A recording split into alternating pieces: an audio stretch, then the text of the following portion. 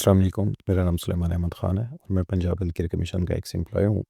आज जिस टॉपिक पे हम बात करेंगे वो टॉपिक है कि किसी भी क्लिनिकल लैब के एमएसडीएस की कंप्लायंस को किस तरह से मुकम्मल किया जाए। क्लिनिकल लेबॉर्ट्री के 118 इंडिकेटर हैं, तो हम कोशिश करेंगे इसको one by one her indicator को डिस्कस करें और उसकी कंप्लायंस के हवाले से बात करें कि किस इंडिकेटर की रिक्वायरमेंट क्या है। जी, पहला इंडिकेटर जो है वो लैब के साइन बोर्ड के हवाले से है। साइन बोर्ड जो है उस पे क्लियरली मेंशन होना चाहिए लैब का नाम, पैथोलॉजिस्ट का नेम, पैथोलॉजिस्ट की क्वालिफ़िकेशन, पैथोलॉजिस्ट का PMDC number, Punjab health care commission का रजिस्ट्रेशन नंबर। और इसके अलावा जो साइन बोर्ड हमारा लगा होना चाहिए वो ईज़िली रीडेबल हो, क्लियर हो, उस पे कुछ भी मिसप्रिंट ना हो और वो लोकल स्टैंडर्ड्स के मुताबिक हो। जी, इंडिकेटर 2 जो है वो भी साइन बोर्ड से रिलेटेड है कि साइन बोर्ड जो है वो प्रॉपर्ली फिक्स हो, लोकल स्टैंडर्ड्स के मुताबिक हो और साइन बोर्ड के ऊपर आपका जो एडवर्टाइज़मेंट के टैक्स वगैरह होते हैं वो प्रॉपर पे हों और उनका रिकॉर्ड रखा जाना चाहिए। जी, इंडिकेटर 3 जो है वो पंजाब हेल्थ केयर कमीशन की रजिस्ट्रेशन लाइसेंसिंग के हवाले से है। पंजाब हेल्थ केयर कमीशन का रजिस्ट्रेशन नंबर बाहर बोर्ड पे भी लिखा होना चाहिए और पंजाब हेल्थ केयर कमीशन का रजिस्ट्रेशन सर्टिफिकेट, प्रोविजनल लाइसेंस या रेगुलर लाइसेंस जो भी आपको मिला हुआ अंदर लेबॉर्ट्री के अंदर डिस्प्ले होना चाहिए। और अगर आपने लाइसेंस नहीं मिला हुआ तो इस बात का एविडेंस होना चाहिए कि आपने लाइसेंस के लिए अप्लाई किया हुआ है और पैथोलॉजिस्ट की पीएमडीसी भी जो है वो अंदर डिस्प्ले होनी चाहिए। जी, नेक्स्ट इंडिकेटर है कलेक्शन सेंटर के हवाले से कि अगर आपने कोई भी कलेक्शन सेंटर डेवलप किए हुए हैं तो वो कलेक्शन सेंटर सब के सब रजिस्टर्ड होने चाहिए।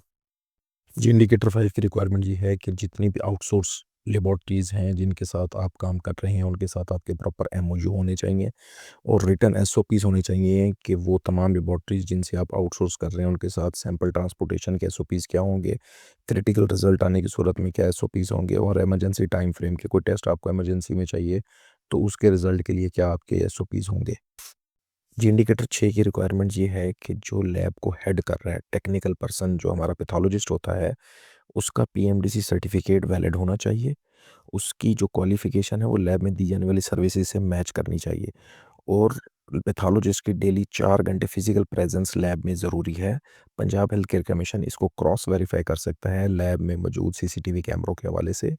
इस हवाले से पंजाब हेल्थ केयर कमीशन ने एक सर्कुलर भी जारी किया था कि तमाम लैब्स जो हैं वो अपने लैब्स के अंदर सीसीटीवी कैमरे लगाएंगी जिससे वो पेशेंट्स को की सेफ्टी भी और पैथोलॉजिस्ट की फिजिकल प्रेजेंस को भी वेरीफाई करेंगे। जी, इंडिकेटर 7 जो है कि लेबॉर्ट्री मैनेजमेंट रिस्पॉन्सिबल होगी लेबॉर्ट्री मिशन स्टे और विजन स्टेटमेंट डेवलप करने के लिए। इसके लिए हम लैब में एक टेक्निकल एडवाइजरी कमेटी बनाते हैं जिसमें हमारी तमाम सीनियर लीडरशिप भी होती है, मैनेजमेंट भी होती है। तो उसी से टेक्निकल एडवाइजरी कमेटी जो है वो हमारी लैब का मिशन और विजन स्टेटमेंट जो है वो फाइनल करती है और मिशन विजन स्टेटमेंट हमने लैब में डिस्प्ले भी करना है।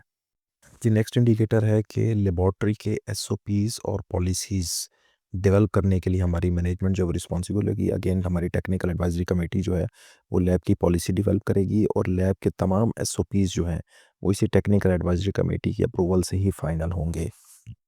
और इसके साथ जो भी लेबॉर्ट्री के पॉलिसी और एसओपीज़ डेवलप होंगे इस बात का एविडेंस होना चाहिए कि तमाम स्टाफ मेंबर को उन तमाम स्टाफ मेंबर जो हैं वो अवेयर हैं उस लेबॉर्ट्री पॉलिसी और एसओपीज़ के हवाले से। जी, नेक्स्ट इंडिकेटर जो है वो है हमारा लेबॉर्ट्री की इमरजेंसी पॉलिसी और एसओपीज़ के हवाले से।